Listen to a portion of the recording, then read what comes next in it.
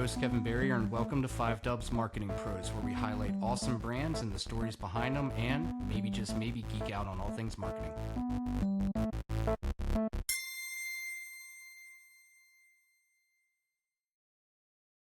All right, friends, so let's dive in. So today we're going to learn about an incredible mission-focused new brand that's all about being a dedicated space for exploring and sharing ideas about creating a sustainable future through the symbiosis of technology and nature.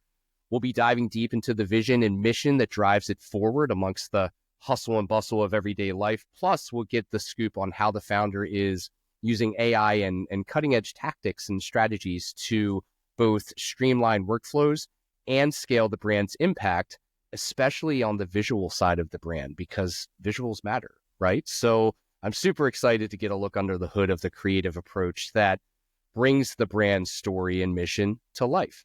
And of course, we'll wrap it up by looking ahead to the future and what's next for this growing brand in the eco-friendly space. So let's get to it. I'm excited to introduce Erik Nefores, founder of Green Villager. Hey, man. Hey, Kevin. Thanks for having me on. Yeah, man. So full disclosure for everyone, you and I have known each other for I was trying to do the math, and obviously my Carroll County math is not working for me, but it's 20 plus years, right? I mean, back to 2001. So that's 20, 23, 24 years now. So that's crazy. And ever since I've known you, you've always had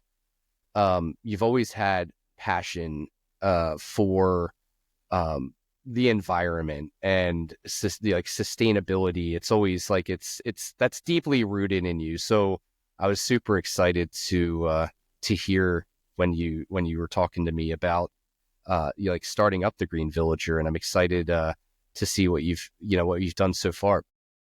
But I want everyone to kind of get an idea of what inspired you to start this space, this blog style space where people can learn and understand about sustainability and how technology has its place in a really easily digestible way. Talk to me a little bit about how it came to be. Yeah, so I think it started. I think what finally clicked actually was maybe the 100th time I'd been having the conversation with somebody about predominantly Earthships was a big one for me, and I just think it's such an amazing thing because there's technology that exists today that can kind of beat the system, essentially. And be it can help us be better stewards of the environment in the same breath, right? It would save us money, it would be good for the environment, and it would still fulfill all the needs that the people today need, comfort and accessibility and all of these things, because I think that's the biggest part of why people don't lean more into sustainable practices is because they just think they're going to have to give something up, and that's not always the case.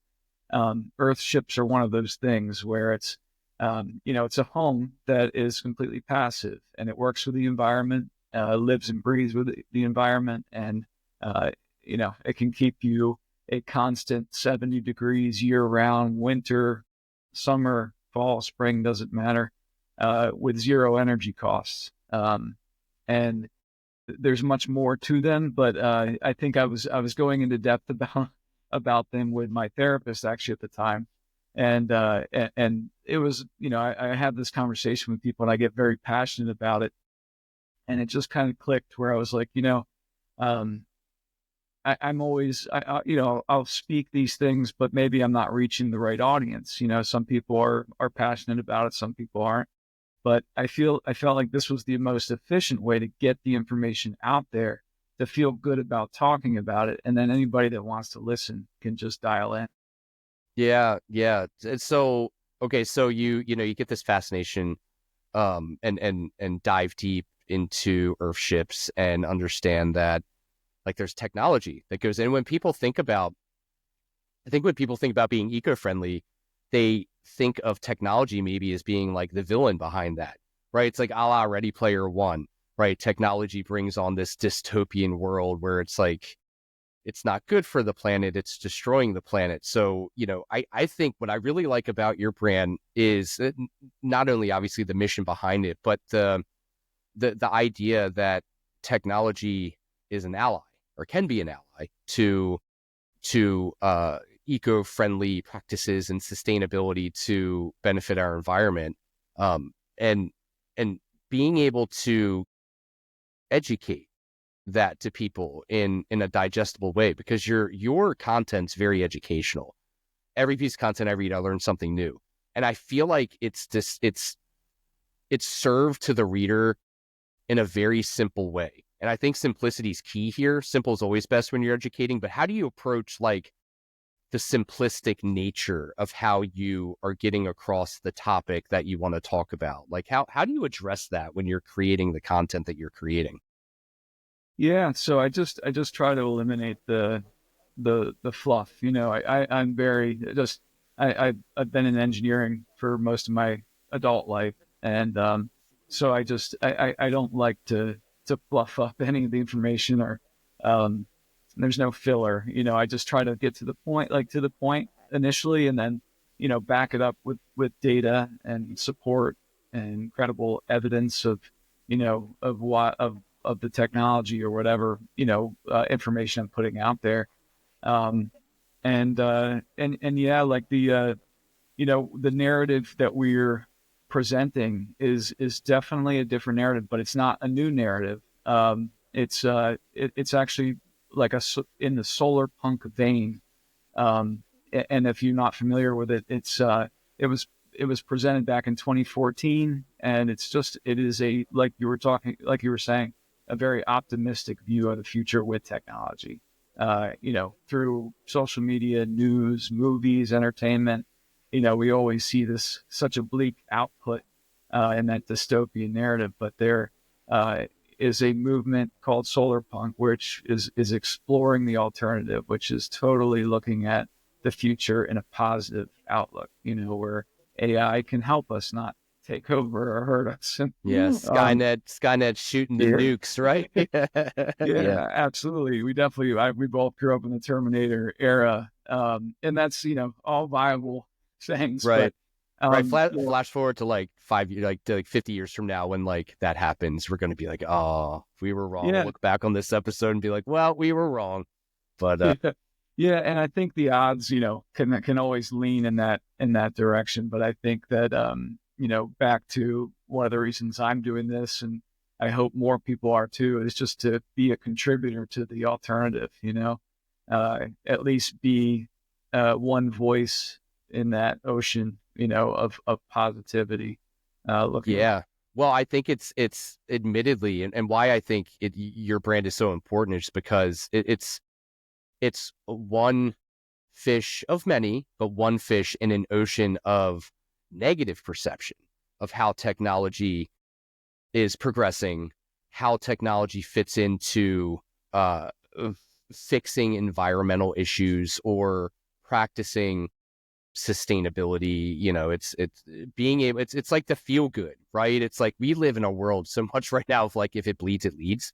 And you giving this kind of this alternative view of how technology can play into to sustainability in a positive way, it's refreshing, right? It's refreshing, and it's what people are really looking towards that. And from a marketing standpoint, I know. So I've known Erik for 20 years, and I know like you're not looking at it from a standpoint of strategy. You're looking at it at the standpoint of changing the world, right? It's the purest of reasons. The greedy marketer in me looks at it as, you're hitting a great audience because there's a large audience that does care about this sort of topic, and the idea that you're putting out content, positive content in a world of negative content, people like there's a need there, right? I mean, people need that and want that. So it's, I think that makes things very viral, to a degree. So that's awesome. Yeah. It's like the site is a repo, for my benefit mainly. I'm educating myself in the process of, I'm becoming an expert, and it's great because I'm doing like, that's why I love doing it, is because I'm learning for myself, and in the process putting it out there for anybody else that wants to see the information or is searching for it. And it's like you said, like, it's not just not that the positivity is in need, but the information is also just desperately needed, because there's so much there's so many good things happening that just aren't being thrown out there, or they're being stifled because, if it bleeds, it leads. Media and everything else is kind of just in the spotlight all the time. I just, there's so many things that I picked up along this journey that I just wish I would have known, 10, 20 years ago. I mean, there's a browser that takes, all of their profits and put it towards climate change, Ecosia. Ecosia. I never knew about it. It's been around forever. And it's like, and most people I talk to about it have never heard of such a thing. And it's, well, if you're going to use Google search to find it, it's going to be hard to find, because that's their competition. They don't want you to find it, Yeah, it's like searching DuckDuckGo on Google. Right. Yeah. Yeah, no, I stumbled on Ecosia. I think I learned about Ecosia through doing another podcast episode with some affiliate partners of ours at AdCellerant. Shout out to Ben and the folks at AdCellerant. But he said, yeah, there's so many browsers out there and so many search engines, I'd rather that people can use. And, Google has a large audience, but, did you know about Ecosia? And I'm like, had no idea. And it's awesome. Like that's such an awesome tool. So I think, there was one, so I want to talk a little bit about how you're using AI, how you're beginning to address automations to make things efficient, because, you wear many hats professionally and personally. This isn't your only gig. You're an engineer, you're a coder. I mean, you're a computer programmer. I mean, it's you're a dad, you're a husband. I mean, you wear a lot of hats. So automations are always important. But I want to look at all of this through the lens of one of the article or one of the blog posts that you put on Green Villager, which, and by the way, greenvillager.com, everyone sing along as we're going through this. But it was one story that I was like, man, I had no idea that this was even a thing. The visual that you used captured my attention in such an easy way. Like, I could tell what the article was about through your visual. And when I I'm looking at it from a personal lens of like, that's really cool info. And then I'm looking at it from a marketer's lens of like, wow, this is really well done. Like, it captured my attention. It is content that's meaningful and impactful and that interests me, to the point of where I shared it out in my community. My community I live near a lake, and it's very environmentally friendly, and I thought my community would benefit, and it just took off. And it spurred so much conversation on the social thread. It was on October 23rd, Bat Houses, an earth-friendly Halloween project. So Bat Houses had no idea. The visual that you used, I want to start with the visuals, because you have a very specific style of thumbnail, look, at least that you use for each article. And when I saw this one, it was perfect. Right around Halloween, there's some bats flying around, with this house up in this like bat house up in the corner. And I'm like, what the heck is a bat house? And it turns out bat houses are incredibly environmentally friendly, and it's like I want to get one. But let's first talk about the visuals, because it lends, like, you have a consistency in visuals. Talk to me about how you decided on how the images and the creative assets that you're using were going to look on your site. Yeah. So I love the Bat House post. The visuals, I've always loved impressionist art. It is just my favorite style. It comes in different flavors, and I just, of course, Van Gogh, I love all his stuff, and I've read a lot of books on him. So I've always loved the style. So I knew that I wanted to do something like that. I also grew up with the New Yorker magazine, was always laying around the house as a kid. And I just remember the visuals, all the illustrations were the cover art for the New Yorker. So it was not, realistic photojournalism stuff is great and it's awesome. And there are photos that I can really, that capture my attention, of course, but I love illustrations I love, anime. I love, any kind of, cartoon art and styles, they all draw me in. So I wanted to do something like that. We use, GPT a lot for all the imagery right now, for the feature art. And then internally, we use a combination of photos and AI generated photos. So future art, is that kind of the, right? So like GPT's really come a long way in creating images. I think it's incorporated. I think it incorporated DALL-E into the mix. But I mean, the images it can create, by and large, are incredible. Is that kind of the term that you use for it, that you trained it to understand futuristic art, or like what without giving, I guess, the secret sauce for people to mimic? Like, like there's dream style, right? There's futuristic, there's cartoon, there's comic. Like these are things that that GPT understands. Like, what did you tell ChatGPT for it to like click on this look where it looks painted in a very unique way? Yeah. So next time you dive in, just ask it to generate a bold impressionist style painting rather than an image or photo. Ask it to generate a painting for you and see what it does. Interesting. Yeah, well, because you always think no.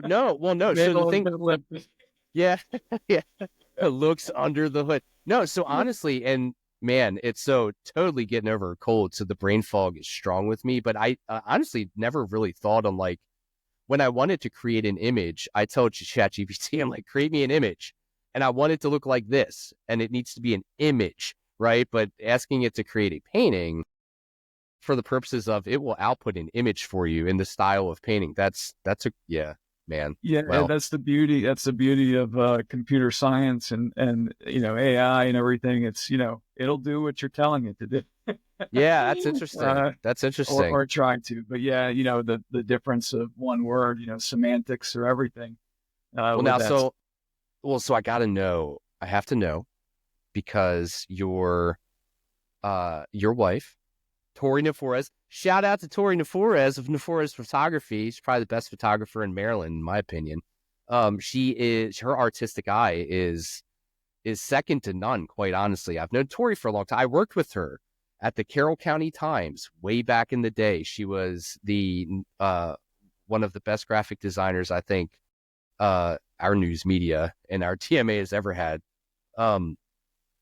amongst a lot of great graphic designers. But how much influence did she have on the vision, right? Did you go to her and say, hey, I need to pick your brain, oh Jedi, on this one? Or how did that work?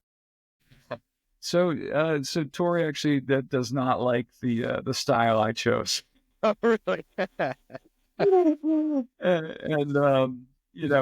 think the argument is something it's very typical to the time, where people are getting so much AI content in their face, and it's a bit of a turnoff. I think I totally see that. Like, there's AI everywhere. It's hard to know what to trust with the imagery and the images that you're getting and seeing. And so it's a strange time. It's an uncomfortable time to be in, but I think that's why I wanted to lean even more into it, because what we're showing is that we're using technology to do this, and it's a positive thing. Like even down to the images, like we're not trying to misrepresent anything, or and we're using, we're creating these images that I could never paint myself. Like it's way better than anything I could do, individually. I can't afford to hire an artist to do it for $1,000, but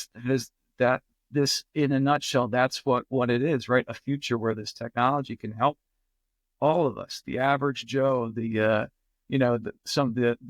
handicap, anybody can circumvent those things with the way, with moving forward in this direction with technology being, more of a partner than an adversary or a tyrant that we need to be cautious of, or That's so an yeah. interesting way to look at it. On like you're leading by example. You're saying, technology and sustainability do marry together well. And look, here's an example, a small example of, we're going to use technology in a positive way to create non-clickbaity, but attention getting and very applicably designed imagery to the content you create, which leads me to the content you create is awesome. It is like, it's not a rinse and repeat of everything else you see. I have an interest in eco-friendly living and sustainability, probably to the level of, I'm seeing it in my reels on social media. I'm getting served some stuff on social media. Like my algo has me tagged probably as a moderately interested, eco-friendly and sustainable user, but a lot of it's the same, right? It's like, it's all the same stuff. It's all the same topics, but yours are very, very, it feels like it's insightful. Like how do you go about coming up with the different content? Like you have, content, on composting, which is a hugely interesting thing. And here's how you compost, to, driving a Polestar O, driving a remarkable climate, a neutral goal powered by Lignode, I guess, talks about like, electric car manufacturer to like sustainability of transportation. It's so diverse, right? I mean, it all hovers under sustainability, but there's such diversity in sustainability. How do you how do you refine it down to pick a topic? I mean, what's that process like? Yeah, that's a great question. So like that process is still kind of evolving for me and for us. I have one writer that I've been working with, Everett, who's amazing, and his posts are light and airy and quick and like perfect for he's a younger guy and just perfect for his generation. Mine are a little more verbose, lengthy, and detailed, and and I think the people that'll want to read mine. But yeah, so I go with like broad strokes and then just try to dial it down. And typically, what happens is I'll find something it's really cool, and then I really think I should dive into, and then I just do it. And then some posts are just maybe where I don't have enough time to really dive into something. Like I've had a post sitting there for weeks that I just cannot finish because it was much more involved than I thought it would be, which is like the top 5 most sustainable cities in the U.S. right now. And there's a few surveys and stuff that have been taken. There's some data out there, but it's very scattered, and some of it looks a little misleading. Some of it's a little could be biased because some energy companies have produced the data and stuff like that. So, there's things like that that'll happen where I'll have to shelf a post and I'll have to, go into something else that I wasn't planning on. But everything is related or connected to sustainability in some way, shape, or form. And it's, it involves usually something new technology. Sometimes it's old technology. We believe that a sustainable future, what that looks like, is a combination of the old and the new. Yeah. Well, and I want to not only thank you, but I want to call out for everyone that's listening in. If you missed it, one big thing, it sounds like is very important to you, is your source material and vetting your sources and fact checking. Am I kind of hitting the nail on the head there of you're making sure that the content you're putting out has been sourced responsibly and has been fact checked? Thank you for that. Thank you, Green Villager, because not many brands akin to yours really do that, and it's very deceptive, right? And it usually is for a very different, like an ulterior motive, right? So if anyone listening has not been to greenvillager.com yet, go now and put your email in so you can get their newsletter, even as a thank you for sourcing your content responsibly and ethically.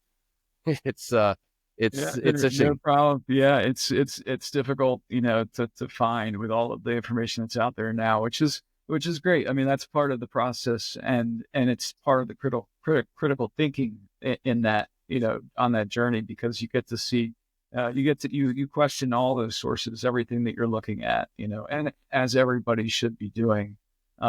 If you're just relying on your feed on social or something for your information, it's just, that's a scary thought. So, yeah, no, it's very akin. There's a very popular podcaster that kind of operates under the same recipe, like, sources, but then talks about stuff that they're interested in. And if they're interested in it, then there will be others that are interested as well. And that, that seems to be such a stable blueprint, right? It's just, it's a very good way to go about it. But even before really you are, getting content on your site, like the main brand, right? Green Villager, and the logo that's behind it, the logo of a light bulb, where the roundness of the light bulb itself has, looks like the earth, right? It's like, it's very clean, very understandable, tells pretty much what the brand's about. How did you approach addressing your logo, which is the face really of your brand? What was that process like for you? Yeah, so that was actually, I used Photoshop for that, and it was one of the concept ideas that it put forward for me to try and play around with. And I don't think we edited it too much from what they had given. We put in our own name and everything. We changed some of the coloring, the color palette on it. But yeah, Photoshop helped us kind of get a logo idea together. Shout out Photoshop. And yeah, sponsor Green Villager, also sponsor 5 Dubs Marketing Pros. So did Photoshop, so I'm not a designer, so Photoshop's not a platform I use. I mean, what do they have? Do they have AI kind of baked in, or so you're giving it a prompt and it's giving you recommendations? Yeah, so we have the AI, or the Photoshop subscription. Tori, my wife, uses it for her photography and graphic design work. And there's a whole studio now which does have AI baked in. You can do everything from, you can insert, a cat on my head if you want. There's stuff that you can do with that. But it also will help you with the graphic design for business cards, logos, all of those things if you need it. Man, that's crazy. I guess it makes sense. Canva has their flavor. We're on like the Canva beta program on theirs, and theirs is pretty good. I wonder what like Microsoft Paint came up with. Like for us back in the day. I wonder if they just kind of like bowed their heads and walked away into the sunset on that. So, but that's awesome. Well, that's awesome. So I want to look a little bit ahead, right? You're a very young brand, right? You're at the spot right now, and correct me if I'm wrong, but you're at the spot right now where you're generating out meaningful content, you're populating the site, you're pushing your content out through automations on your social channels. Find Green Villager on Facebook and Instagram, subscribe to their newsletter. Let's show them some love. But what is your audience growth, right? That's a living organism from a marketing perspective. But talk to me a little bit about like what are you looking to do, or what are some initiatives that are on the horizon for you for next year, and then maybe like from 5 years from now? Like what's the blueprint look like for you? Yeah. So for now, I think I think the biggest challenge is just getting content out there. And unfortunately, like this is all new to me. I was never big on social media. I mean, I didn't have a Facebook account before Green Villager, I know. I was so excited when I saw like Erik Nefores wants to be your friend on Facebook. I was like, I looked up to the moon. I'm like, the day has finally come. Because Erik was never on social media. I'm like, come on, man. I want to be able to send you funny memes and reels and like do it for me. And finally you got on, and I was really excited.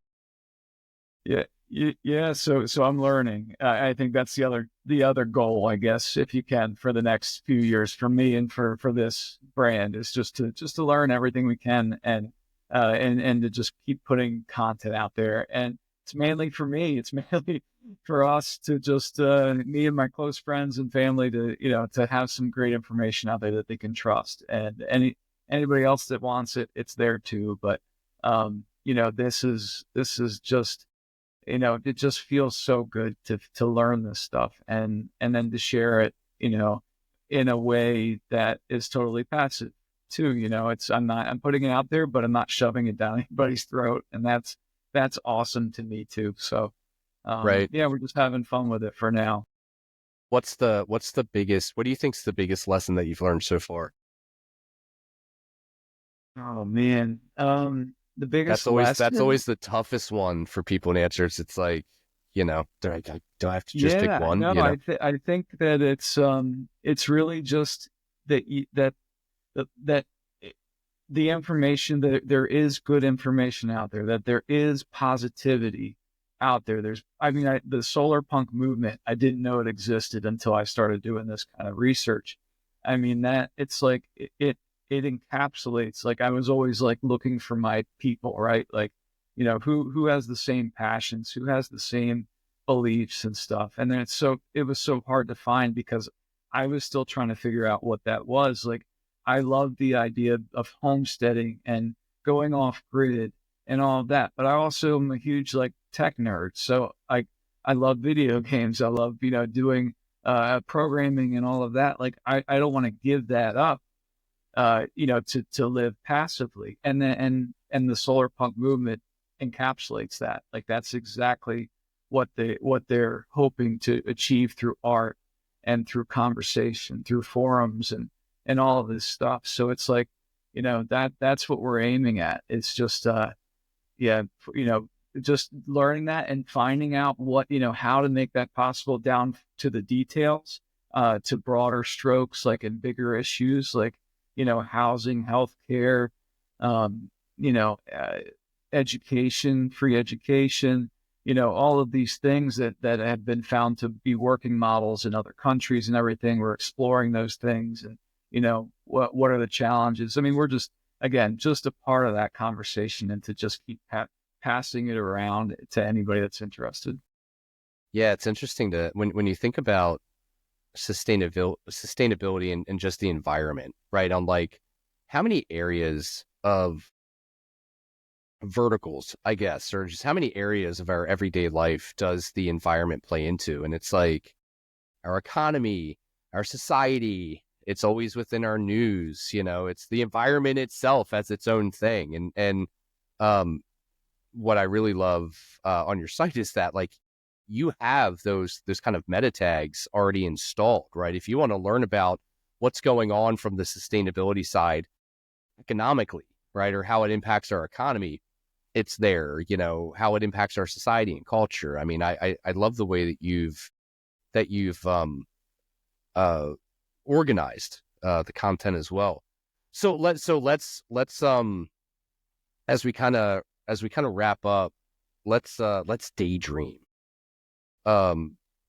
So if you could close your eyes and say, okay, 10 years from now, if hustle and bustle of life wasn't, didn't come into play, or just all of these like obstacles and variables that just exist, like if you could have this one, like, in 10 years, I want Green Villager to be at this spot or represent this, like what would that be for you? Like, if there were no obstacles, what would you want the Green Villager to be in 10 years? Yeah, I think it would transcend the blog. The blog is a great forum and conversation piece and repository of information. But I would, if there were no stopping points in our way, I would love to build and develop passive homes in the cities and earth sheltered homes in the country.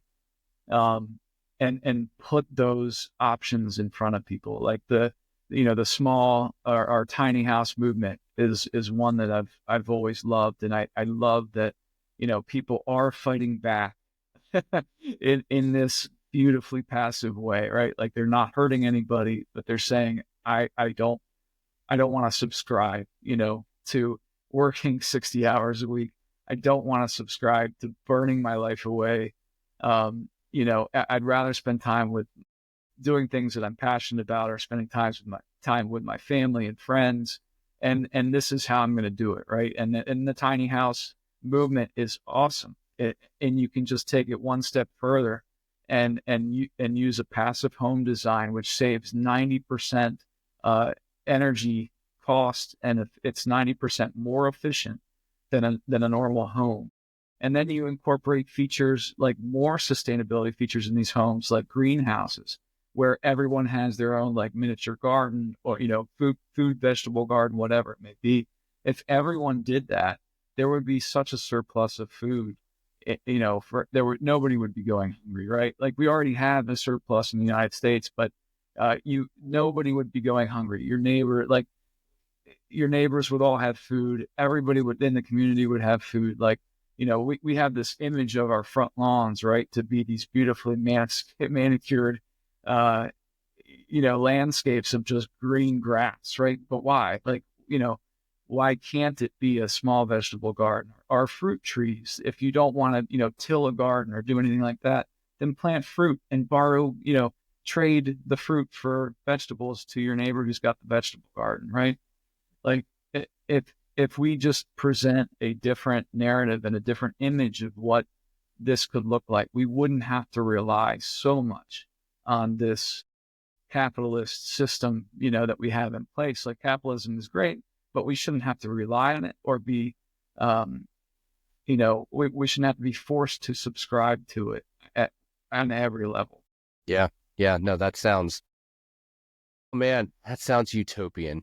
That would be an amazing place to be. And that's and your voice is one of many that's helping us as a community, or as just human beings, to get there by shining light on that. So thank you for that. So, for everyone listening, greenvillager.com, go to Facebook, search Green Villager, subscribe to their Facebook page, Green Villager Insta, for Instagram. And if you go, I'm on your Instagram right now and I'm looking at like the lobby with like your main thumbnail stack. It's beautiful. Your Insta is beautiful with the images that you're using. I mean, it's incredibly attention getting. I mean, this is great. You definitely are becoming a master at the marketing game. And, thanks, Kevin. Yeah, I need to get into short form video. I think a friend of mine in marketing. Some friend who's been who's in marketing, I heard, has been hounding you to get on short form. So I'm sure he'll be around to help you navigate through that, because it's such a great cause.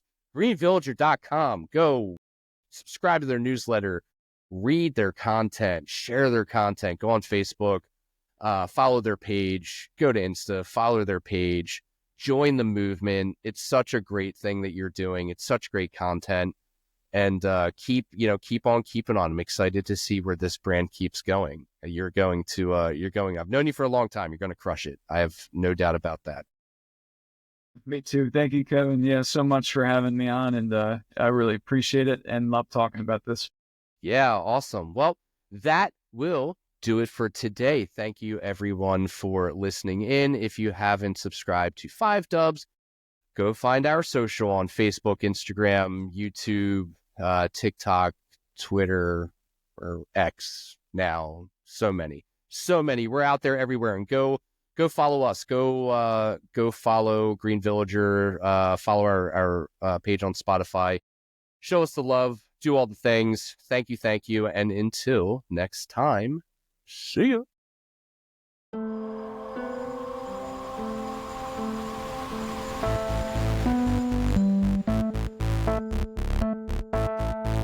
Five Dubs Marketing Pros is hosted by me, Kevin Berrier. Our executive producer is MDDC Executive Director Rebecca Snyder. Post-production by Caroline Pecora. Our theme music is by Azulu Studio. A special thank you to our guests for being with us. You can find 5 Dubs and 5 Dubs Marketing Pros on Spotify or wherever you listen to your podcasts.